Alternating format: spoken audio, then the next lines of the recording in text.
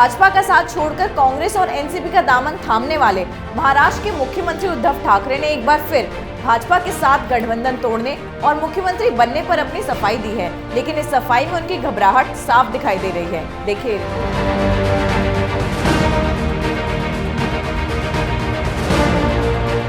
महाराष्ट्र के मुख्यमंत्री उद्धव ठाकरे आजकल काफी घबराए हुए हैं। इसी घबराहट में वो भाजपा और राज ठाकरे पर निशाना साध रहे हैं।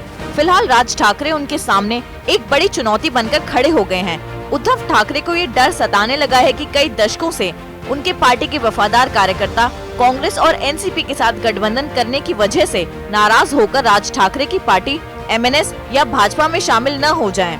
इसी डर के चलते उन्होंने शिवसेना मुखपत्र सामना के एक इंटरव्यू में अपनी सफाई पेश करने की कोशिश की है।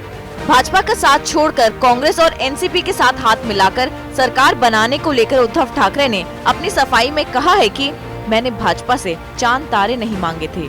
यदि वो मेरी बात मान जाते तो आज मैं नहीं बल्कि कोई और शिव सैनिक मुख्यमंत्री होता।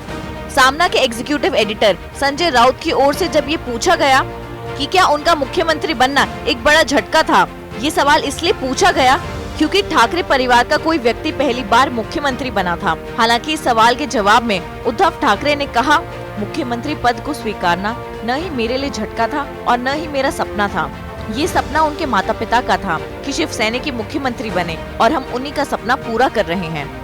कांग्रेस और एनसीपी के साथ गठबंधन को लेकर विचारधारा से संबंधित सवाल पर उन्होंने कहा कि पहले भी इस तरह के समझौते हुए हैं और देश और राज्य का हित विचारधारा से ऊपर है। इस इंटरव्यू में पूछे गए सवालों और उनके जवाबों में ये साफ हो जाता है कि उद्धव ठाकरे बेचैन हैं। हालांकि उन्होंने ये कहकर शिव सैनिकों को ढाढ़स बंधाने की कोशिश की। उन्होंने कहा कि शिवसेना के संस्थापक बाला साहेब ठाकरे ये चाहते थे कि शिवसेना के मुख्यमंत्री बने। वो तो इसलिए बन गए क्योंकि भाजपा ने अपना वादा पूरा नहीं किया।